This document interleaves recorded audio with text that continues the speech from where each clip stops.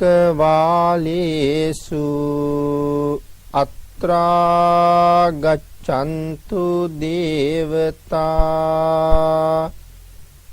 සද්ධම්මං මුනි රාජස්ස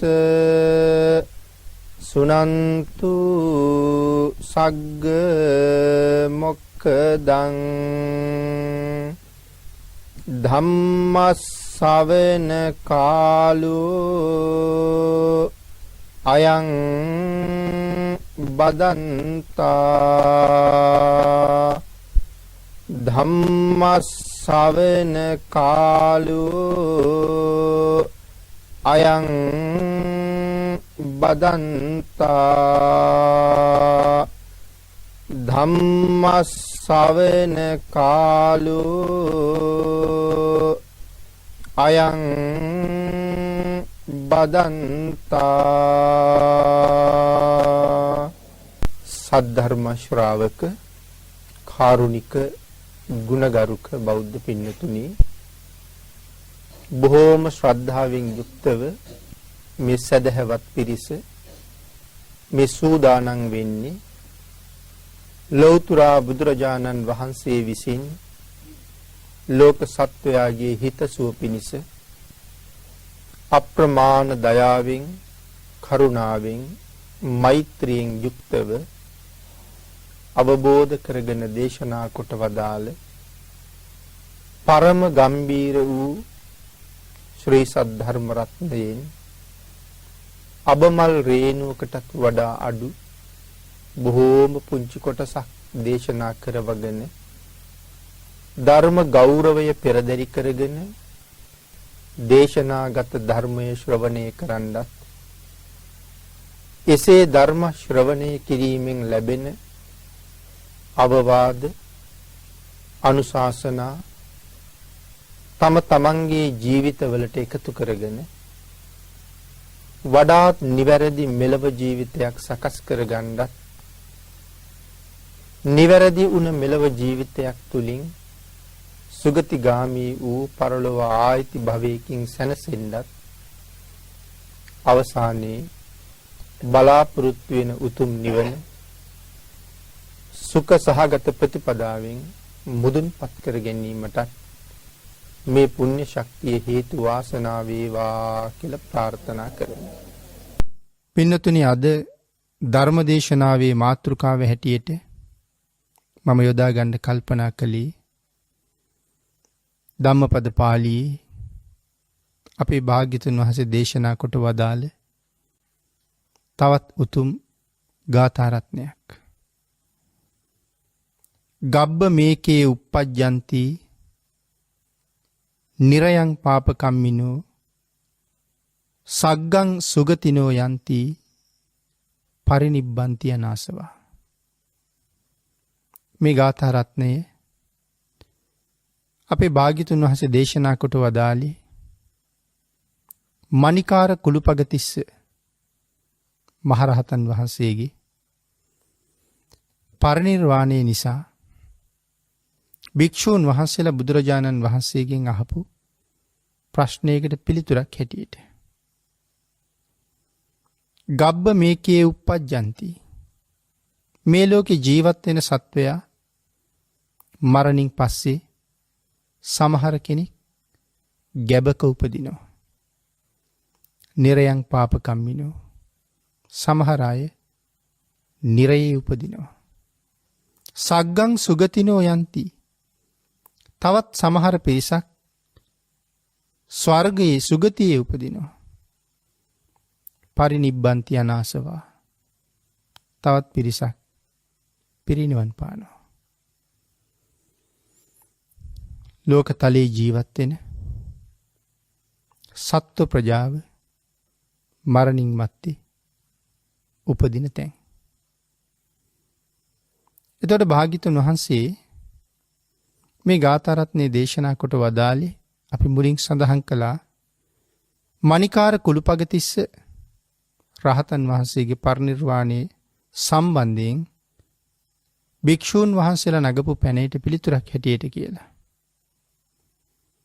මණිකාර කුළුපගතිස්ස කියලා කියන්නේ ඉතා දීර්ඝ කාලයක් එක්තරා මැණික්කරුවෙකුගේ නිවසින් දන් වළඳපු රහතන් වහන්සේ නමක්.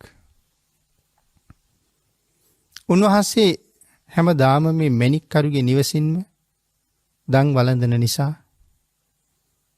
උන්වහන්සේට මණිකාර කුළුපග කියන නම පට බැඳිලා තියෙනවා. නැත්නම් උන්වහන්සේගේ නම තිස්ස.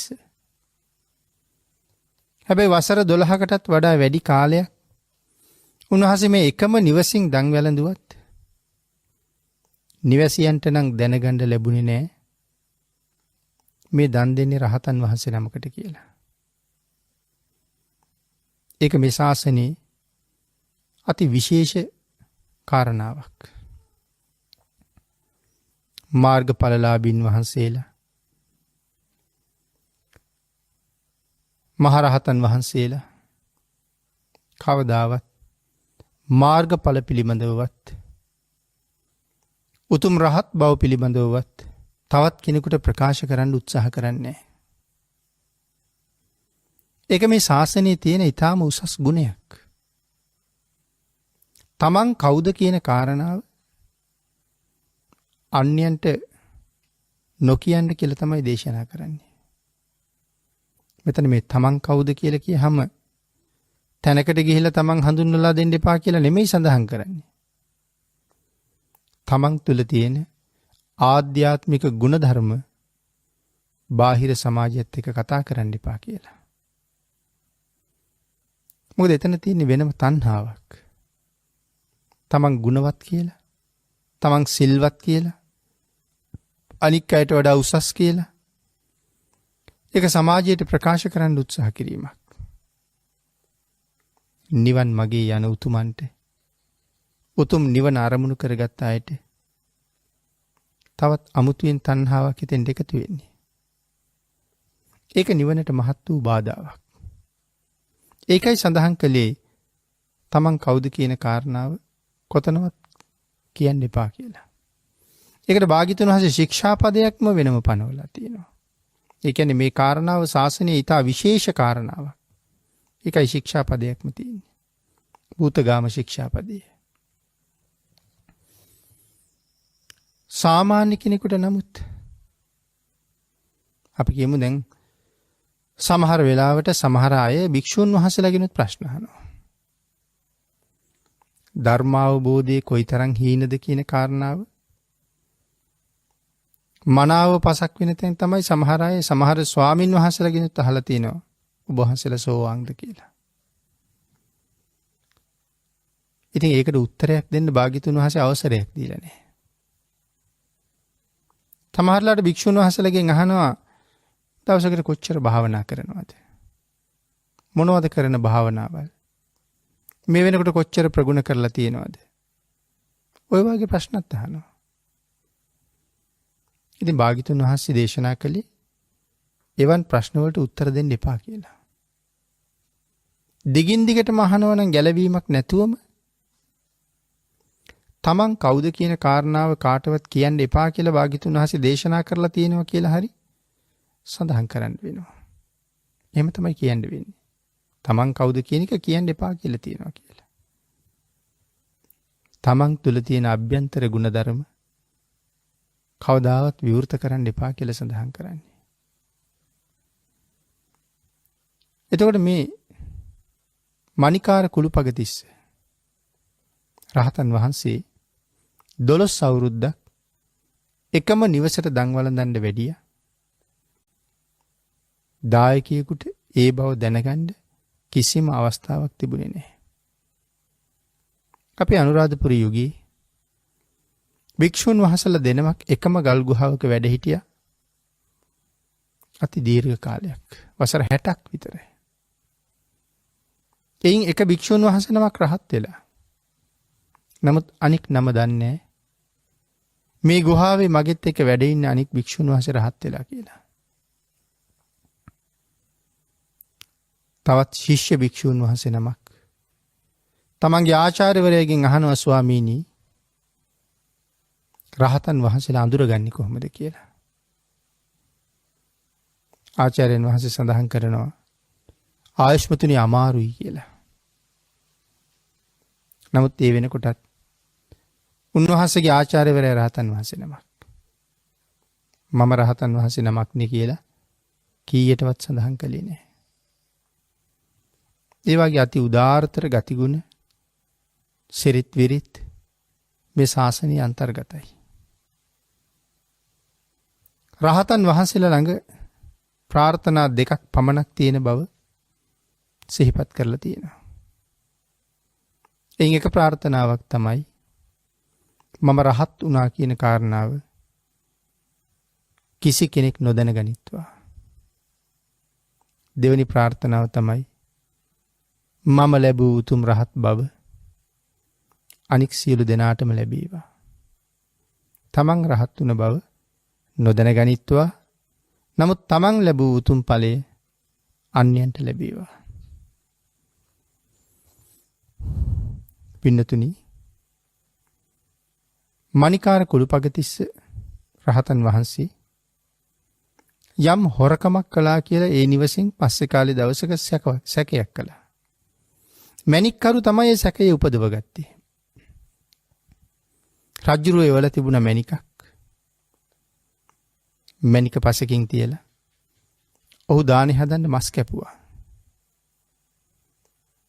ඒ ගෙදර ඉන්න ලිහිණියෙක් ලේ තැවරිලා තිබිච්ච මණික් ගල ගිල්ලා. පස්සේ මණික්කරු මණික හොයනකොට මණික නැහැ. සැක කළා තිස්ස හාමුදුරුවෝ. ඉතින් බිරිඳගෙන් ඇහුවා මම ගිහිල්ලා දැන් අහනවා හාමුදුරුවන්ගෙන්. හාමුදුරුවෝ විතරයි මෙතන හිටියේ. ඇයි කියනවා අහන්න එපා. මෙච්චර කාලයකට උන්වහන්සේ අපිට කවදාවත් එහෙම දෙයක් කරලා නැහැ. ඒ හින්දා අහන්න එපා උන්වහන්සේගෙන්.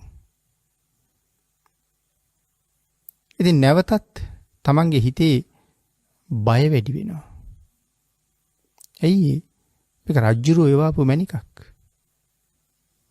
මේක ඊටාම වටිනවා. ඇයි කියනවා මණික නැති වුණොත් අපි මොනවා හරි කරමු. හාමුදුරන්ගෙන් අහන්න එපා. මණික්කරු කියනවා සිය පවුලම ගිහිල්ලා රජමැදුරේ බලමෙහෙවරකම් කෙරුවත් මේ මණිකේ වටිනාකම ගෙවන්න බෑ. ඒ තරම් වටිනවා. ඉතින් අන්තිමට රහතන් වහන්සේගෙන් අහනවා. උන්වහන්සේ මණික නොගත්ත බවත් කියනවා. නමුත් ඔහු එයම සැක කළා. අන්තිමට රහතන් වහන්සේගේ හිසට තිරින්ගයක් යොදලා ලණුවකින් තිරින්ගයක් යොදලා ඒක හිර කර කර ඉල්ලනවා. ඇස් වලින් නාස් වලින් කන් වලින් කටින් ලේ වැක්කිරෙනවා දැන්. ලේ ගඳට ලේ බොන්දාපු කොස්වහලිහිනියා ලේ බිබී ඉන්නකොට කේන්තියෙන් හිටපු මණික්කරු ඔහුට පයින් ගැහුවා. මැරිලා වැටුණා. අන්න ඒ වෙලාවෙ න සඳහන් කළා උපාසක තැන. මගේ තිරින්ගේ අතහැරලා අර ලිහිණියාගේ බඩේ මණික තියෙනවද කියලා බලන්න. බඩ පල්ල බලහම මණික තිබුණා. දැන් මණික්කරු වෙවුලනවා. තමන් අතින් උනේ බලවත් වරදක්. ඒ නිසා බිම වැටිලා සමාව ඉල්ලුවා. සමාව ඉල්ලනකොට රහතන් වහන්සේ සඳහන් කළේ මගේ කිසිම අසමාවක් නැහැ. මේක ඔබේ වරද නෙමෙයි. මේක මගේ වරදත් නෙමෙයි. මේක තමයි මේ සංසාරේ දෝෂේ. අනේ ස්වාමීනි මට සමාව දෙනවනම් අදින් පස්සෙත් මගේ ගෙදරින්ම දානේ වළඳන්න කියලා ඉල්ලීමක් කළා. එදා සිහිපත් කළා. නොකළ යුතු දෙයක් කළා. දිගින් දිගටම එක වහලයක් යටට ආව නිසා තමයි මේ වාගේ අමූලික චෝදනාවකට ලක් වෙන්න සිද්ධ වුණේ. මේ ලෝකේ භික්ෂුන් වහන්සේ නමක් උදෙසා හැම ගෙදරකම බත් හැන්දක් ඉදෙනවා. තමන්ට නිසි බත් හැන්ද හොයාගෙන වඩින්න නැතුව එක තැනකින් දන් වළඳන්න ආපු එක නිසා මහත් කරදරයකට පත් වෙන්න සිද්ධ වුණා. ඒ නිසා මං ආයේ දානෙට වඩින්නේ නැහැ කියලා. ඔහු ජීවිත කාලෙම පසුතැවුණා. පස්සේ කාලේ මැරිලා ගියා. ඉතින් රහතන් වහන්සේ අර හිස් කබල පුපුරලා ඇතිවෙච්ච වේදනාවත් ඒ ආබාධයත් නිසා බොහොම ඉක්මනින්ම පිරිනිවන් පෑවා. ඉතින් ආන් ඒ කාරණාව පදනම් කරගෙන තමයි භික්ෂුන් වහන්සේලා ඇහුවේ ස්වාමීනි භාග්‍යතුන් වහන්සේ තිස්ස හාමුදුරුවෝ කොහෙද ගියේ කියලා. භාග්‍යතුන් වහන්සේ දේශනා කළා මහණෙනි තිස්ස සංසාරයෙන් එතරම ගියා කියලා. ඒ කාරණාව මුල් කරගෙන තමයි මේ ගාථා රත්නය දේශනා කළේ. ගබ්බ මේකේ උප්පජ්ජಂತಿ.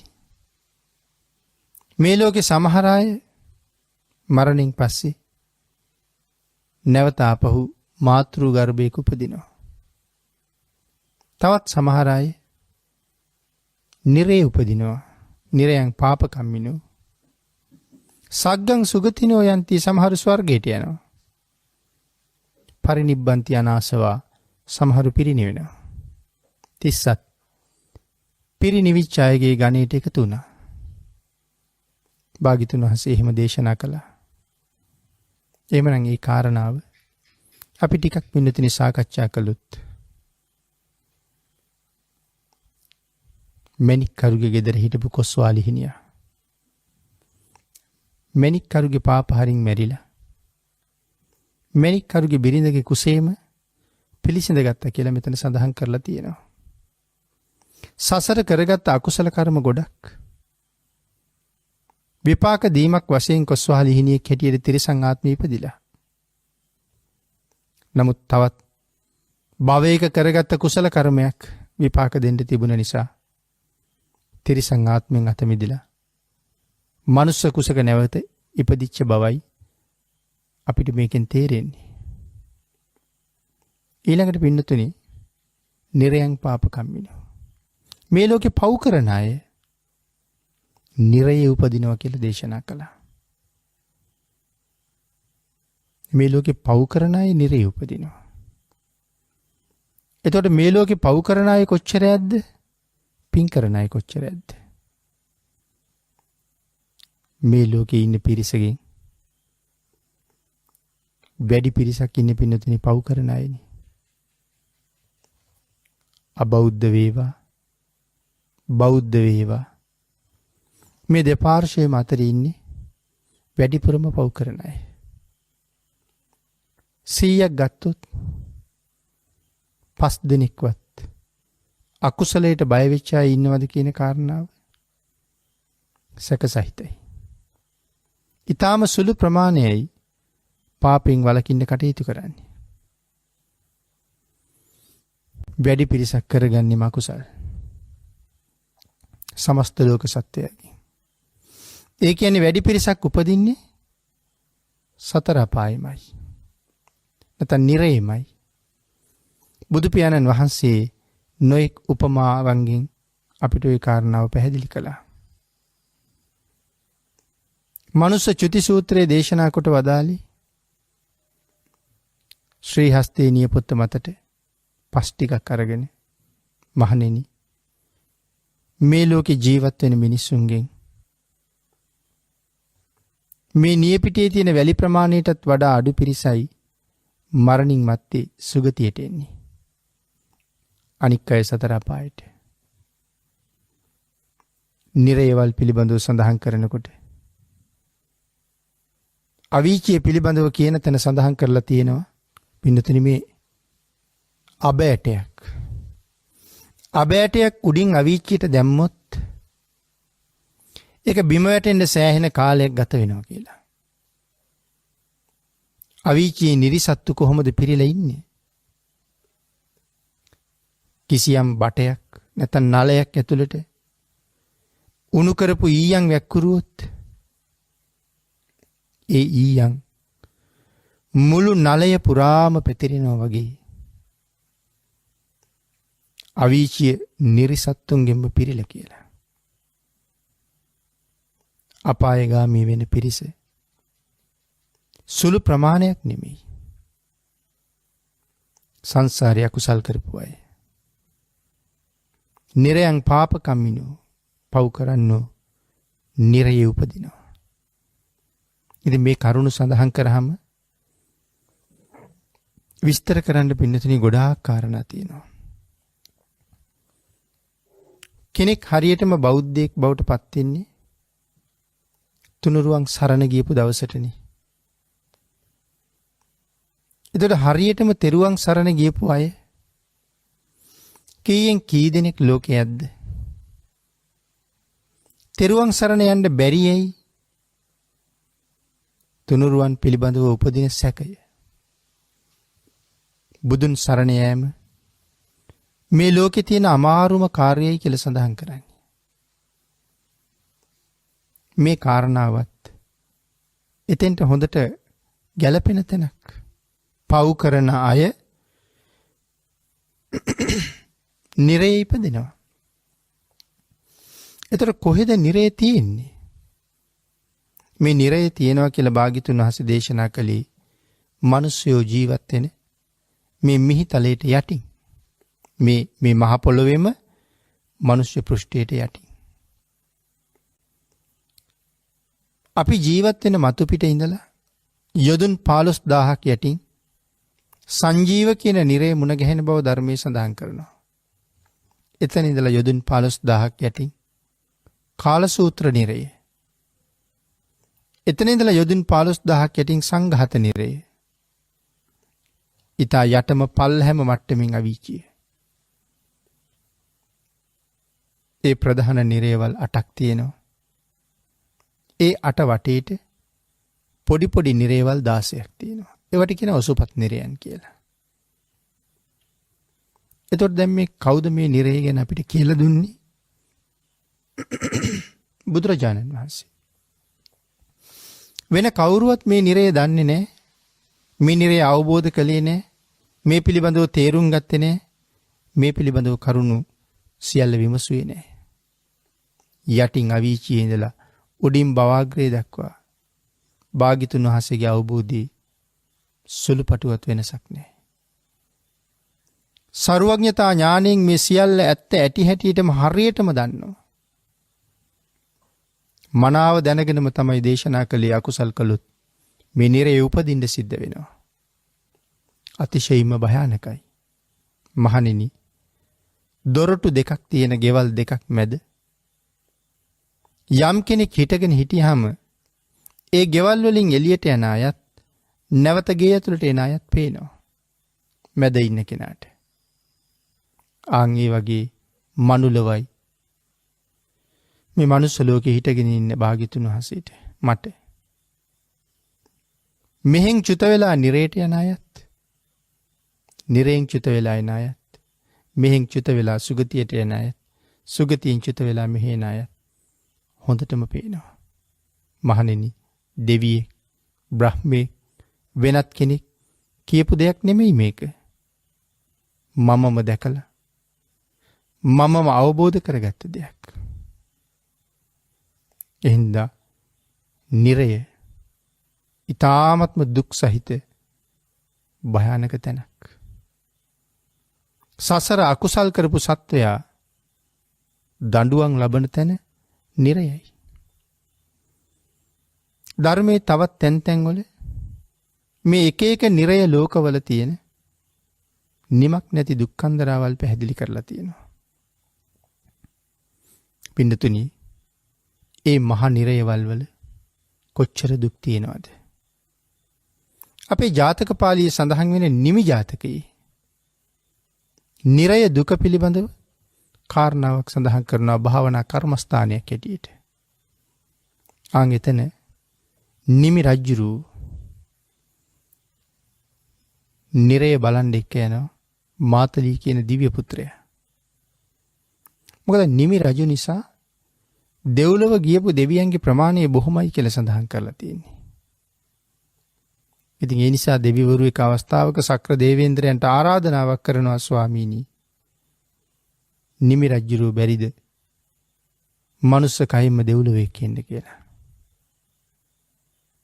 ඉතින් සක්‍ර දේවේන්ද්‍රයන් වහන්සේ එක්කෙන්න පොරොන්දු වෙලා මාතලී දිව්‍ය පුත්‍රයා යවලා නිමි රජුරු දෙව්ලොවට එක්කන් එන්නේ. ආන්ගේ එක්කෙන ගමනක නිමි රජුරු දිව්‍ය ලෝකේ තැන් තැන් වල එක්ක යනවා.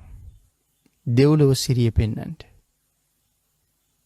හැබැයි නිරයටත් එක්ක යනවා නිරයවල් වල ස්වභාවය පෙන්වන්නට. මාතලී නිමි රජුරුවත් අඬ ගහගෙන එක නිරයක් ගාවට ගිහලා රජුරවන්ට පෙන්නනවා මහරජා. අර තියෙන්නේ වේතරණිය. වේතරණිය කියන නිරේ මොකක් වෙනව ඇද්ද නිරිසත්තුන්ට? නිමි රජුරවන්ට පෙන්නපු ප්‍රමාණය, නිමි රජුරව දැකපු ප්‍රමාණය වේතරණීය ස්වභාවය. ඒතකොට මේ සඳහන් කරන්නේ ඔසුපත් නිරයන්. ඒ ඔසුපත් නිරයන්ගේ තියෙන දුක මහ නිරයන් ගැන නෙමෙයි පින්නතුනි. වේතරණීය කියලා කියන්නේ ගඟක්. ලුණු රසයෙන් වැඩි, උණු වෙලා දුම් දදා පැහෙන කාශාර ජලයේ තියෙනවා කියලා සඳහන් කරන්නේ. මේකට වේතරණී කියලා කියන්නේ මේ ගම් යූරේ වේවැල් තියෙනවා. තල් කඳන් පොල් කඳන් වගේ විශාල වේවැල්. නිරිසත්තුන්ට යමපල්ලු ගිනිගත්ත යකඩ පොළු වලින් පහර දීලා තලල පීඩාවට පත් කරලා උල් සහිත ආයුධ වලින් ඇනලා ඈතට විසි කරනවා උඩින්. ඔබට සමහරට මතක ඇති ඉස්සර කමත්වල මැඩුවන් බාපු හැටි. දෙති ගොයියා අරගෙන මඩවලා තියෙන කොලේ පිදුරු කොළ කඩලා වී යට ටික ගසන දාලා මැඩුවන් ටික හොඳට උතලා දෙති ගොයියාගෙම පෙරල්ලා දෙති ගොයියට අරන් ඈතට විසි කරනවා පිදුරු කන්දට. වැඩි හිටියන්ට මතක ඇති. ආන් ඒ වගේ මේ නිරිසතාට තලලා යකඩ උලෙන් ඇනලා උස්සලා විසි කරනවා. එතකොට ඈතට විසි වෙලා ගිහිල්ලා අර වේ පඳුරු වල තියෙනවා කටු. වේවැල් කටු මනුස්ස ලෝකේ දැකලා තියෙනවා. එරබිනියා කටුවක් වගේ අගින් නැමිලානේ තියෙන්නේ. ඉතින් දිග කටු. ගිනි අරගෙන අඹ දලුවාගේ රත් වෙලා තියෙන්නේ. ආන්ගේ වේ කටු වල ඇමිනිලා රැඳෙනවා. වේ කටු වල රැඳිලා ඉතින් මොන වේදනාවක්ද කටු ගොඩක්. ශරීරයේ හරහා ගමන් කරලා. මේ සත්තු හරි ලොකුයි. හරි උසයි. ඉතින් මේ කටු වල ඇමිනිලා දුක් විඳලා ටික පාත් වෙවි කටු ගැලවෙනවා. ගඟේ එවුරේ තියෙන ගිනිගත්ත යවුල් ඊළඟට කෙලින්ම වැටෙන්නේ අර යවුල් උඩට. ඊට පස්සේ යවුල් වල ඇමිනෙනවා. අනිත් පැත්තෙන් මතු වෙනවා යවුල්. මතු වෙච්ච හරියත් රතු පාටයි ගිනිසැර. ඇතුළත් ඒ වගේම තමයි තියෙන්නේ පිච්චෙනවා. කාලාන්තරයක් දැවෙනවා මැරෙන්නේ නැහැ කර්මය නිසා. එහෙම දැවිලා වේදනාවෙන් කෑ ගහලා ඊළඟට ගඟට වැටෙනවා. ගඟේ නෙළුම් තියෙනවා කියලා සඳහන් කරන්නේ. ඒ නෙළුම් කොළ ගෑවුන තැන කැපෙනවා. කැපෙන නිසා දඟලලා වතුරට වැටෙනවා. සඳහන් කරනවා ඒ ගඟේ රැලි දැලිපිහිය වගේ කියලා. ගෑවුන තැන කැපෙනවා. ඒකෙන් බේරෙන්න ගඟේ යටට යනවා. උණු වෙවි පැහෙනවා මේක. ලුණු වතුර. තුවාල වෙවි කොහොම දුක් විඳිනවද?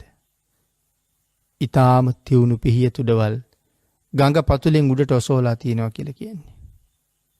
ඒ වගේ සීසීකඩ කෑලි කැපෙනවා. කර්මය නිසා මැරෙන්නේ. මැරුණත් එතනම ආයි උපදිනවා. ඉතින් මේ කාරණාව දැකලා නිමි රජුරුව බය වෙනවා. මෙහෙමත් දුක්. ඒ හින්දා අහනවා මාතලී මොනව කරපු අයද ආච්චර දුක් විඳින්නේ? ස්වාමීනි මනුස්ස ලෝකේ ජීවත් වෙන කාලේ වරද නැති ස්ත්‍රී පුරුෂයන්ට දඬුවම් කරපු අය. වැරදි නැති මිනිස්සුන්ට කරදර කරපු අය තමයි ඔය ගිහිල්ල දුක් විඳින්නේ. හොර හතුරු ඇවිල්ලා, ගෙවල් වලට පැනලා, දාඩිය මහන්සියෙන් යමක් උපයගෙන ජීවත් වෙන අහිංසක මිනිස්සුන්ට තලලා පෙළලා තාඩන පීඩන කරලා හොයා සපයාගත්ත දේ පැහැරගෙන යනවා. ඊළඟට ලොකු ධනපතියන්ගේ, මැති ඇමතිවරුන්ගේ, ඒ වාගේ අයගේ සහචරයෝ ඇවිල්ලා සාමාන්‍ය මිනිස්සුන්ට කොච්චර කරදර කරනවද? මැතිවරණ කාලෙට, තවත් ඔය නොඑක් අවස්ථාවන් වල, රාජ්‍ය සම්බන්ධ සිද්ධිවලදී හරියට තාඩන පීඩන කරනවා. නමුත් ඒ අයට පසුව උරුම වෙන දේ තමයි මේ සඳහන් කරලා තියෙන්නේ. ඊළඟට මාතලී නිමි රජුරු අඬ ගහගෙන යනවා තවත් නිරයක් ගාවට. ඒකේ ඉන්නේ ඇත්තු වාගේ සුනකයෝ, ඇතෙක් වගේ ලොකුයි සුනකෙක්. බර කරත්ත වගේ ලොකුයි කියලා සඳහන් කරනවා ගිජුලිහිනියෝ. ඊට භයානක ලෝහ තුඩ තියෙන කපුටෝ. මේ කපුටෝ මේ නිරි සත්තු පස්සෙන් එලවගෙන ගිහිල්ලා අර තුඩෙන් ඇනලා විශාල මස් කෑලි ගලවගෙන අරන් යනවා. නිරිසතා වේගෙන් කෑ ගහගෙන පැත්තකට යනවා. එහෙනුත් කපුටෝ ඇවිල්ලා කොටනවා. ඒකෙන් බේරෙන්න එහාට මෙහාට පයින්නකොට අර ඇත්තු වගේ මහ සුනකයෝ ඇවිල්ලා ඇඟට පැන්නහම පෙරලෙනවා. පෙරලිච්චාම තමන්ගේ පාදයේ පපුව උඩින් තියාගෙන කෑ ගහද්දි මස් ඇද ඇද කනවා. මොහොතක් යනකොට ඇට සැකිල්ල විතරයි.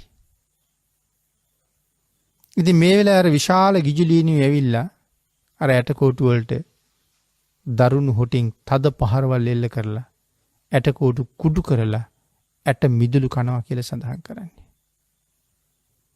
ඉතින් මේ වාගේ දරා ගන්න බැරි තරම් දුකක් අහගෙන ඉන්න පුළුවන්.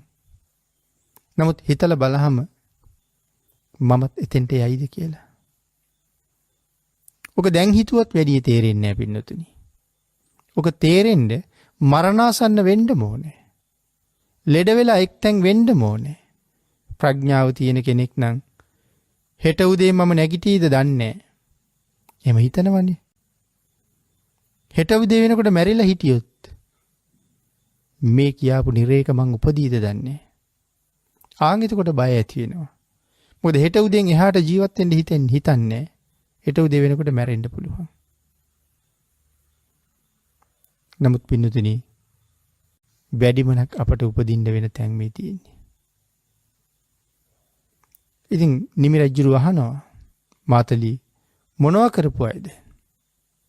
සඳහන් කරනවා මසුරුකම නිසා. ශ්‍රමණ බ්‍රාහ්මණයින්ට දන් දීම ප්‍රතික්ෂේප කරලා චෝදනා කරලා බැන වැදිච්ච අය. මසුරෝ ඉපදිලා ඉන්න තැන. ඒ විතරක් නෙමෙයි සිල්වතුන්ට ගුණවතුන්ට බැනපු අය. දන් නොදීපු අය ඉපදෙන තැනක් මේ කියලා සඳහන් කළා. මාතලී තවත් තැනකට එක්ක යනවා. නිමි රජුරු තව තැනකට එක්ක ගියහම ඊටාම රතු පාට ගිනියම් වෙච්ච මේ පොළවේ නිරිසත්තු පෙරල්ලා තල් කඳන් වගේ මහ විශාල පොළු, ඒවා යකඩ පොළු ඔක්කොම ගිනි අරන් තියෙන නිල්මනිල් රතු පාටයි. ආන් ඒකෙන් හොඳටම තලනවා. පාදයේ ඉඳලා ඉහළට, ඉහළ ඉඳලා පහළට තලලා සුණු විසුණු කරලා දාපුවම නැවත උපදිනවා. කර්මය නිසා ඉවරයක් නැහැ නේ පින්නතුනි. අවුරුදු කෝටි ගණන් එහෙම විඳවනවා. එතකොට අහනවා මාතලී මොනව කරලාද මේ? මනුස්ස ලෝකේ වරද නැති ස්ත්‍රී පුරුෂයන්ට කරදර කරපු අය මේ නිරේත් මෙහෙම දුක් විඳිනවා කියලා. ඊළඟට සඳහන් කළා ගිනියම් වූ අඟුරු වලවල් වල දුක් විඳින අය ගැන. අරගෙන ගිහිල්ලා පෙන්නවා. අඟුරු වලවල් නිරිසත්තු හරියට නිකන් ගාලට ගවියෝ දක්වනවා වගේ. යමපල්ලු ගිනිගත්ත හෙල්ලෙන් ඇන ගව ගාල ඇරියා වගේ දාස් ගණන් කෝටි ගණන් නිරිසත්තු පන්නගෙන ඇවිල්ලා අර අඟුරු වලට දානවා. සඳහන් කරනවා දැන් පයින්නවනේ අර උල් වලින් අයින්නවා ඒක දරා ගන්න බැරුව පයින්නවා. දිලිහි තියෙන අඟුරු වලවල්. පැන්නහම ඉන ගාවට එරෙනවා කියලා සඳහන් කරනවා. වෙන්නතුනි ඊට පස්සේ මේ යමපල්ලු කූඩ වගේ උපකරණ වලට අඟුරු පුරෝලා අරගෙන අර නිරිසත්තුන්ගේ ඔළුවට වක් කරනවා. යටින් පිච්චෙනවා තුනටිය ගාවට එනකන් නිමක් නැහැ. වටේට ගින්දරේ තියෙන රස්නේ ඉවරයක් නැහැ. ගිනි අඟුරු ගෙනල්ලා ඉස්මුදනිවක් කරනවා. හරියට නිකන් විකාර වෙලා දැන්. ආන් ඒ හින්දා දෝතින් ගිනි අඟුරු අරගෙන කනවා. දරා ගන්න බෑ ගිනි අඟුරු දෝතින් අරන් කාගෙන යනවා. ආන් ඒ වෙලාවේ නිමි රජුරු බීතියට පත් වෙලා මාතලිගෙන් අහනවා මාතලි කවුද අර මොකද කියලා. මාතලි දිව්‍ය පුත්‍රයා සඳහන් කරනවා ස්වාමීනි මනුස්ස ලෝකේ ඉන්න කාලේ පන්සල් හදන්න දන් ශාලා හදන්න වෙහෙර විහාර හදන්න සෑමලු බෝමලු හදන්න මිනිස්සුන්ගෙන් මුදල් සම්මාදන් කරලා ඒ මුදල් වලින් තම තමන් ජීවත් වෙච්ච අය මිනිස්සුන්ට කියපු කාරණාව කරන්නේ නැතුව ඒ උපයාගත් ධනය තමන් භුක්ති විඳා. ආන් එහෙම කරපු අය මරණින් මත්තේ විඳින දුක තමා ස්වාමීනි ඔය තියෙන්නේ කියලා. එහෙම කියලා එක්කෙනා වෙනත් නිරයක් ගාවට. එතෙන් දෙක ගියහම මේ ලෝදිය ලෝහමය දියර තමයි එතන තියෙන්නේ. ලෝදිය වලක් මේ යමපල්ලු නිරිසත්තු අල්ලලා පාදවලින් අල්ලලා විසි කරන අර ලෝදිය වලට. ඒ විසි කරාම ඔළුව යටට පාද උඩට අර ලෝදිය වලේ ගිලෙනවා. ගිල්ලා ඉතින් පාද දෙක උඩට තියෙනවා. අනික් කොටස ඔක්කොම ලෝහමය දියරේ ගිලිලා දැවෙනවා පිලිස්සෙනවා. ඉතින් ඒ නිසා අහනවා මාතලි කවුද මේ? නිමි රජුරු බීතියට පත් වෙලා ඉන්නේ. හිතන්නකෝ අපි වතුරේ ගිලිලා කකුල් දෙක උඩට දික් කරනවා කියලා. ඒ වගේම දියරමය වෙච්ච ලෝහ තෙල් උණුනාටත් වඩා භයානකයි. ගිනි ගත්ත උණු වෙච්ච යකඩ ගොඩි. සිල්වත්, ගුණවත්, පැවිද්දන්ට, ශ්‍රමණ බ්‍රාහ්මණයන්ට හිංසා කරපු, තර්ජනය කරපු, වද බන්ධන කරපු අය. ඔය නිරේවල් වල ඉඳලා ඉපදිලා මෙහෙම දුක් විඳින්නේ කියලා. මේ සමාජي එහෙම දේවල් කොච්චර වෙනවද? කොච්චර වුණාද? එහෙම අය මේ නිරේවල් වල අවුරුදු කෝටි ප්‍රකෝටි ගණන් විඳවනවා. ධර්මයෙන් හික්මුනේ නැති නිසා, සීලෙන් සංවර නුන නිසා, කර්මයේ කර්මඵල විශ්වාසයේ තිබුණේ නැති නිසා, තමන් හිතාගත්ත ප්‍රමාණයක් තුල ජීවත් වෙච්ච නිසා සසර මොනතරම් අනතුරක් තමන්ට සිද්ධ කරගෙන තියෙනවද? ආත්මය රකින්න අමාරුයි කියලා කිව්වේ ඒකයි. කෙලෙස් නිසා මේ ආත්මය මුල් කරගෙන සත්වයා මොනතරම් අකුසල් රැස් කරනවද? නුවණ ප්‍රඥාව මදිහින්දා. ඊළඟට පින්නතුනි යමපල්ලු නිරිසත්තු දක්කගෙන යනවා. යකඩ උලෙන් ඇන දක්කගෙන යනකොට දකින්න මේ ගැඹුරු නැති ඊටාම පිරිසිදු නිල් පාට වතුර පිරුණ දෙපස කොළ පාට තනකොළ වලින් සහ වනස්පති වෘක්ෂයන්ගෙන් සෙවණ වුණ ඊටාම පිරිසිදු වැලි තලාවල් තියෙන ඕනෙම පැත්තකින් ගඟට බහින්න තරම් තොටු පොළවල් තියෙන ගංගාවක්. නිල්ම නිල් පාටයි ජලය. අවුරුදු කෝටි ගණන් වතුර බීලා නැති පිපාසාවෙන් පෙළෙන නිරිසත්තු මේ ඉන්නේ. කෑම නෑනේ. විඳිනවා විතරයි. බඩගිනි කියහම ලෝදිය ගුලි තමයි හම්බෙන්නේ. ගිනි ගත්ත යකඩ ගුලි පිපාසයි කියහම ලෝදිය. එතකොට අවුරුදු කෝටි ගණන් මේ ගින්නේ පිලිස්සි පිපාසාවෙන් විඳවන අය අර ගඟ දැක්කහම පිපාසයේ දෙගුණ තෙගුණ වෙනවා. මේ නිරිසත්තු පැන්නහම ගඟම බොන්න පුළුවන්. ඒ තරම් පිපාසයි. ගඟ දැක්ක ගමන් දුවගෙන ගිහිල්ලා පයින්නවා. පින්නතුනි සඳහන් කරනවා පනිනවත් එක්කම ගම් ඉවුර ගිනි ගන්නවා. වැලි ගිනි ගන්නවා. ඒත් එක්කම ගඟේ වතුර හිඳෙනවා. ද වතුර තිබ්බ තැන මොනවද තියෙන්නේ? බොල් අලු. වී බොල් ගොඩවල් වලට ගිනි තියහම 10 ගොඩවල් වලට ගිනි තිබ්බා වගේ මේ වී පිච්චෙන බොල් අලු ගොඩක් තමයි තියෙන්නේ. බොල් පිච්චෙන අලු යට තනිකර අඟුරු. පිපාසාවටනේ පැන්නේ. පිපාසයේ තිබ්බට වඩා දෙගුණ තෙගුණ වෙලා වතුර දැක්කට පස්සේ ආන් ඒ අයත් ඒ වේදනාව දරා ගන්න බැරුව සිහිය විකල් වුණා වගේ අර අඟුරු දෝතින් අරගෙන ගිලිනවා. බොල් අඟුරු ගිලිනවා. නිමි රජුව අහනවා මාතලි මොනවා කරපු අයද? ස්වාමීනි මනුස්ස ලෝකේ ජීවත් වෙන කාලේ හොඳ වී වලට බොල් වී මිශ්‍ර කරලා විකුණපු අය. මිනිස්සුන්ට වංචා කරපු අය මේ ඉන්නේ. හොඳ වී වලට බොල් වී දාලා වංචා කරලා තියෙන්නේ. පින්නතුනි ධර්මයේ කරුණක් සඳහන් කරනකොට එකයි බොහෝ වෙලාවට සඳහන් කරන්නේ. ඒ හා සමානව අපිට බොහෝම දෙයක් හිතාගන්න ඉඩ තියලා තියෙනවා. එතකොට වී වලට බොල් කලවම් කරනවා. හාල් වලට ගල් කලවම් කරනවා. එහෙම ඕන තරම් ඉන්නවා. හාල් ගෝනි 100ක් හමාරක් පටවනකොට සාමාන්‍යයෙන් ගල් වීල් බැරක්කයක් විතර කලවම් කරනවා.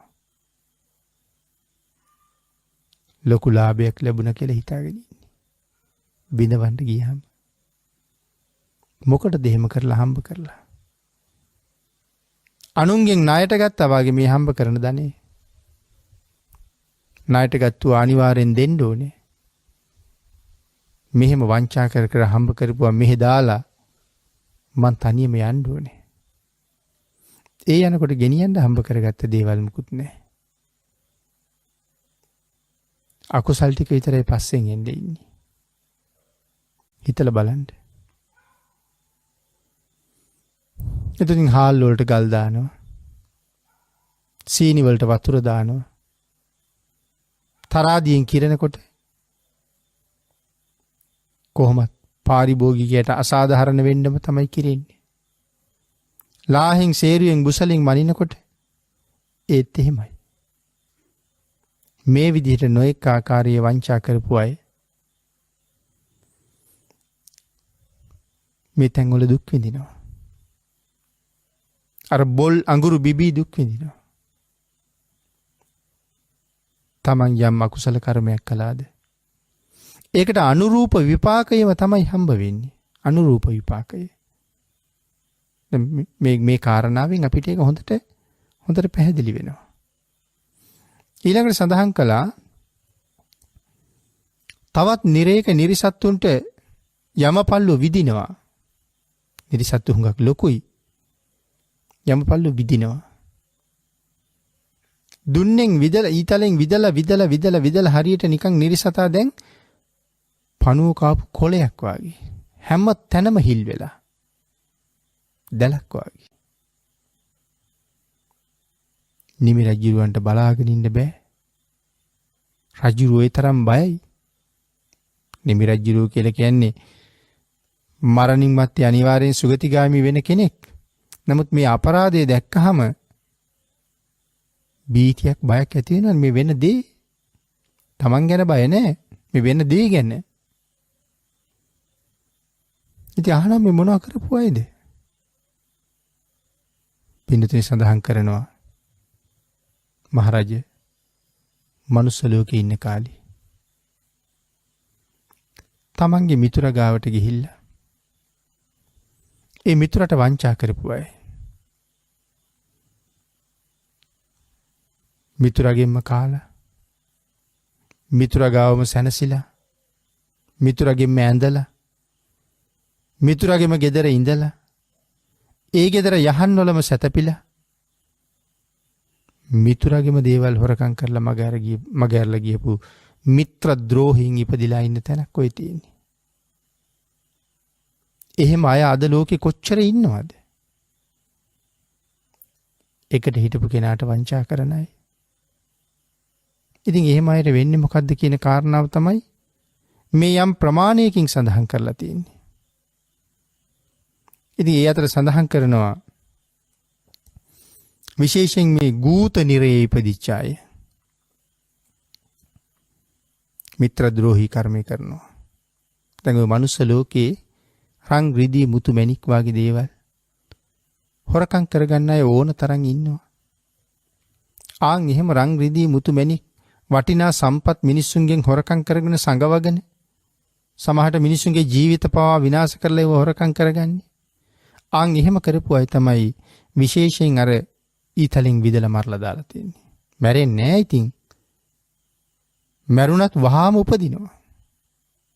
මැරෙන්නේ නැහැ කර්මය නිසා හදිසියෙ මැරුණත් මැරුණද කියලා හිතා ගන්නවත් බැරුව හිතනව පහළ වෙනවා. එතකොට මේ විශේෂයෙන් මිතුරට හානි කරපු අය මිත්‍රද්‍රෝහී කර්මය කරපු අය ගූත නිරේ ඉපදිලා ඉන්නවා කියලා තමයි සඳහන් කරන්නේ. මොකද්ද ගූත නිරේ කියලා කියන්නේ? ඒක තනිකරම තියෙන අසුචි සහ මුත්‍රා. මේ දෙකම පැහෙනවා. දෙකම දුන් දදා පැහෙනවා. පුදුමාකාර දුර්ගන්ධයි. සඳහන් කරනවා ඒ දුර්ගන්ධයේ මේ සත්ත්ව ලෝකෙට හැමුවොත් මේ සත්වයන්ගේ හිස පුපුරනවා කියලා. ඒ තරම්ම දුර්ගන්ධයි. නමුත් මේ නිර්සත්තු ඒකේ ඉපදිලා අර අසුචි කනවා. ඛණ්ඩ දෙයක් නැතුව අසුචි කනවා. අර තරම් දුර්ගන්ධයි. හැබැයි මේ නිරේ ඉන්නවා ගවයෝ වාගේ, ඇත්තු වාගේ, ඔටුවෝ වාගේ විශාල පණුව, ඔරු කඳන් වගේ ලොකු පණුව. ආන්ගේ පණුව ඊටාම පුංචි තුඩක් තියෙන්නේ. අර නිරිසටාට විදිනවා එකකින් ඇවිල්ලා. විදලා මස හිල් කරලා ඇටකොටුව විදලා ඇතුලේ තියෙන ඇට මිදුළු උරා බොනවා. කොහොම වේදනාවක් විඳිනවද? එවන් පණුව වට කරගත්තාම ඒක නිරිසතෙක්. මේ තමයි මිත්‍රද්‍රෝහී කර්මය. ඊළඟට සඳහන් කරනවා අල්ලස් ගත්ත අය. ඒ අයත් මෙතනම තමයි ඉන්නේ කියලා. මිතුරාගෙන් කාලා බීලා මිතුරාට හානි කරපු අය, අල්ලස් අරගෙන ජීවත් වෙන්න කටයුතු කරපු අය මේ ගූත නිරේ ඉපදිලා මෙහෙම දුක් විඳිනවා. ආන් ඊළඟට සඳහන් කළා මේ කුණු වෙච්ච ලේ සැරව. ඒකත් ගඟක්. නැත්නම් විලක් වාගේ තැනක්. ලේයි සැරවේ තමයි තියෙන්නේ. ඒක කුණු වෙලා පල් වෙලා ගිනියම් වෙලා තියෙන්නේ. නිමක් නැති නිර්සත්තු ප්‍රමාණයක් මේකට බැහැගෙන මෙච්චර දුගඳ හමන කුණු වෙච්ච ලේයි සැරවයි බිබී ජීවත් වෙනවා. ඉතින් රත් වෙලා පැහෙනවා, පිච්චෙනවා, දැවෙනවා. ඉතින් මොනවා කරපු අයද මාතලි? සඳහන් කරනවා ගිහි පරාජිකාවට පත් වෙච්ච අය. කවුද මේ ගිහි පරාජිකාවට පත් වෙච්ච අය කියලා කියන්නේ? දැන් පැවිද්දේ නම් තියෙනවා පරාජිකා වුණා කියලා කාරණාවක්. ඒතර ගිහි පරාජිකාව කියලා කියන්නේ ගිහි ජීවිතෙන් පෙරදිලා ඒකාන්තයෙන් නිරේ උපදිනවා. අතරක් නැහැ. ඒක නේර ආනන්තරිය කියලා කියන්නේ. අතරක් නෑ මැරෙනවත් එක්කම අවීචිය උපදිනවා. එතකොට මේ ගිහි පරාජිකාවට පත්වෙච්ච අය කියලා කියන්නේ අම්මා තාත්තා මරාපු අය. අවීචියේ තමයි උපදින්නේ. ඊට පස්සේ ඇවිල්ලා දුක් විඳින තව ශිෂ්‍ය නිරයක් ගැන තමයි මේ සඳහන් කරන්නේ. ලේසරව කුණු වෙච්ච ලේසරව බිබි ජීවත් වෙනවා. මව්පියන් මරණ අය, ගුණවතුන්ට සිල්වතුන්ට හිරිහැර කරලා මරපු අය මෙවන් තැන්වල දුක් විඳිනවා කියලා සඳහන් කරනවා. ඊළඟට සඳහන් කරනවා පින්නතුනි නිරිසත්තු මහ විශාල ගිනියම් වෙච්ච කඹ ගෙනල්ලා එකපාරම නිරිසත්තුන්ගේ බෙල්ලට මද්ද දාලා ඇදලා පෙරලනවා. පෙරලලා කඩුව පොරව අරගෙන මස් කපනවා. පාදේ පැත්තෙන් කපනවා, හිස පැත්තෙන් කපනවා. මස් කප අරගෙන මහා මස් කඳු ගොඩ ගහලා කපලා විසි කරනවා කන්දට. එතකොට නිමි රජු වහනවා කවුද මේ? පෙති ගහන්නේ ඇයි? ස්වාමීනි මනුස්ස ලෝකේ ඉන්න කාලේ ඌරු, එළුව, මූ, ගෝන්නු, හර මේ වගේ සත්තු කපාපු අය. නිරේට ඇවිල්ලා විඳින තවත් එක දුකක් මේ තියෙන්නේ. ඊළඟට සඳහන් කළා තවත් නිරිසත්තු ප්‍රමාණයක්. බිලී කොකු. ආන් ඒ වගේ කොකු දිවට දාලා ඇදලා බිම පෙරලලා යමපල්ලු තලලා මරලා විනාශ කරනවා. ඉතින් හිසේ ඉඳලා කුඩු කරලා දැම්මත් කර්මයෙන් ආයෙ හට ගන්නවා. යකඩ පොළවේ තමයි පෙරලලා ඉන්නේ. නිර යකඩෙන්නේ හැදිලා තියෙනවා කියන්නේ. ඒක ධර්මයේ වෙනම විස්තර කරලා තියෙනවා. ඒක හැම වෙලාවෙම අඹ දැල්ලක් වගේ රතු පාටයි. ගිනියම් වෙලා. ආන් මේ පොළවේ පෙරලනවා නිරිසත්තු. පෙරලලා අර බිලී කොක්ක දිවට දාලා තමයි පෙරලන්නේ. පෙරලලා තලනවා. ගිනි ගත්ත යකඩ පුළු වලින් තලනවා. යකඩ උල් වලින් අනිනවා. යකඩ හෙල්ල වලින් අනිනවා. මොනව කරපු අයද? හොරට කිරපු, හොරට මැනපු.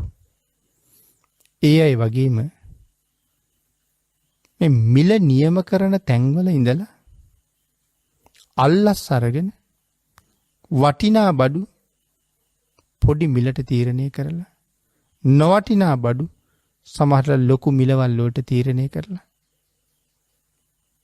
වංචනික විදිහට විකුණපු අය. මේ වාගේ නිරේවල් වල මෙහෙම දුක් විඳිනවා කියලා සඳහන් කරනවා. ඊළඟට පින්නතිනි ගිනි අඟුරු වලවල් වල ඉපදිලා ගිනි අඟුරු වලවල් වල නිමක් නැති දුක්ඛන්දරාවල් විඳිනවා. විශාල ගිනි අඟුරු වලවල්. ඒ ගිනි අඟුරු වලට දාහම ගිනි අඟුරු වලේ ඉන ගාවට එනකන් ඇතුළට ඉරිලා ගිලිලා කකුල් දෙක උඩට. නිකන් හිතලා බාන්නකො මවාගෙන ගිනි අඟුරු වල දිලිසි තියෙනවා හුලං වැදෙනවා. මේ කකුල් දෙකෙන් අල්ලලා අනිනවා මේකේ. අර ඉන්නක් හිටවනවා වගේ. එතකොට නිමි රජුරුව මේක බලාගෙන ඉඳලා බයටපත් වෙලා අහනවා කවුද මාතලි? ස්වාමීනි මනුස්ස ලෝකෙ මිනිස්සුන්ගේ උත්තම භාණ්ඩය තමන්ගේ බිරිඳ. ඈත් සමග තවත් පුරුෂයෙක් ඇසුරු කරනවා කායික සම්බන්ධතාවයක් පවත්වනවා කියලා කියන්නේ ඇගේ ස්වාමියාට දරන්න බැරි දුකක් වේදනාවක්. ආන් එහෙම මිනිසුන්ගේ උත්තම භාණ්ඩය හොරෙන් පාවිච්චි කරපු පැහැරගත්ත පාපතරය දුක් විඳින තැනක්. වැරදි කාම සේවනය කරපු පිරිමියයි දුක් විඳින තැනක්. ඉතින් මේ වාගේ පින්නතුනි මේ නිරයේ දුක මෙතකයි කියලා නිමක් නැති තරම් මහ දුක්ඛන්දරාවක්. තමන් කරගත්ත කර්ම වලට අනුරූප විපාකමයි තියෙන්නේ. එවන් දුක් විඳ ඉන්න සත්ව සංහතිය කොච්චරද? අපිත් එක්කම හිටපු අපේම ඇසුරේ හිටපු කී දෙනෙක් මේ නිරේවල් වල ඇද්ද? අපිම ඇසුරු කරන අපිත් එක්ක ඉන්න කී දෙනෙක් මතු අනාගතේ මේ නිරේවල් වල ඉඳීද? ඒ අය විතරද? තමන්ගෙන් ප්‍රශ්න කරන්න ඕනේ. තමන් කොහාටද යන්නේ කියලා. මේ වෙනකොට කටයුතු යෙදিলা තියෙන්නේ කොහොමද? ඉහළට යන්නද පහළට යන්නද? ගබ්බ මේකේ උප්පජ්ජಂತಿ. සමහරු ගැබක උපදිනවා. නිරයන් පාප කම්මිනෝ පෞකාරයෝ නිරේ උපදිනවා. සග්ගං සුගතිනෝ යන්ති. සමහරු ස්වර්ගයට යනවා පින් කරපු අය. පරිනිබ්බන්ති අනාසවා. සව් කෙලෙස් නසපු අය සංසාරයෙන් එතර යනවා. කොස්වාලි හිනියා මැණික්කරුගේ බිරිඳගේ කුසේ ඉපදුනා. රහතන් වහන්සේ නමකට පරිනිර්වාණයට හේතු වෙන්න තරම් බරපතල අකුසලයක් කරපු, උන්වහන්සේට කරදර කරපු, හානි කරපු මැණික්කරු මෙරිලා ගිහිල්ලා නිරේ ඉපදුනා. 12 අවුරුද්දක් රහතන් වහන්සේට දන් දෙන්න කටයුතු කරපු මැණික්කරුගේ බිරිඳ මරණයෙන් පස්සේ සුගතියේ ඉපදුනා. සම්බුද්ධ ශාසනයෙන් සංසාරයෙන් එතර වෙන්න මඟ හොයාගත්ත තිස්ස හාමුදුරුවෝ සව් කෙලෙස් නසපු නිසා සංසාරය අතහැරලා සදහටම නිවිල සැනසී වදාලා. භාග්‍යතුන් වහන්සේ මේ ගාථා රත්නයෙන් භික්ෂුන් වහන්සේලාට ඒ මනාව පැහැදිලි කරලා දුන්නා. අපි මේ කාරණාව පදනම් කරගෙන නිරය පිළිබඳව කරුණු ටිකක් වැඩිපුර සාකච්ඡා කළා. තම තමන් දිහා බලලා, තම තමන් ගැන හිතලා, අපි කරන දේවල් ගැන හිතලා, ඇසුරු කරන අය ගැන හිතලා, තමනුත් අකුසලයෙන් වැළකීලා, හිත මිත්‍රේනුත් අකුසලයෙන් වළක්වන්න. ඒක තමයි මිතුරුකම කියලා කියන්නේ. අකුසලයට කතා කරන එක නෙමෙයි. අකුසලයට උපදෙස් දෙන එක නෙමෙයි. අකුසලයෙන් මුදවන්න කතා කරන්න. යමෙක් අඬ ගහනවද අකුසලයට, ඔහු ඔබට නිරේට අඬ ගහන කෙනෙක්. ඒ නිසා තම මිතුරන් අකුසලයට යොමු නොකරන්න. අකුසලයට කතා කරනකොට නොයා ඉන්න ඔබත් වග බලා ගන්න. ඔබ පිළිගත්තත් නැතත් අකුසල් කරනවා නම් ඔබට උරුම වෙන තැන තමයි මේ තියෙන්නේ. අපි නම් ඔහෙ යන්නේ නැහැ කියලා හිතාගෙන හිටියට අපිට ඕන දේ නෙමේ ස්වභාව ධර්මයේ සිද්ධ වෙන්නේ. අපි ජීවත් වෙන්න ඕනේ අපිට ඕන හැටියට නෙමෙයි මේ ලෝකේ. මේ ස්වභාව ධර්මයට ඕන හැටියට. අපි නම් කියනවා අපිට ඕන හැටියට අපි ජීවත් වෙන්න කියලා. එහෙම අයට වෙනම දඬුවම් ලැබෙනවා. ස්වභාව ධර්මයට කීකරු වෙච්ච කෙනා විතරයි ස්වභාව ධර්මයේ විසින් ආරක්ෂා කරනවා. එවන් අය සුගතියෙන් සුගතියට යනවා. අකීකරු හැම කෙනෙක්ම පහළට ගිහිල්ලා නිරයෙන් නිරයක අවුරුදු කෝටි ප්‍රකෝටි ගමන් දුක් විඳිනවා. බුද්ධාන්තරයක් ලැබිලා තියෙන වෙලාව නිරේ හිස් විය යුතු කාලය. ඔබ උත්සාහ කරන්න ඔබේ ඊළඟ භවයෙන් නිරය පුරව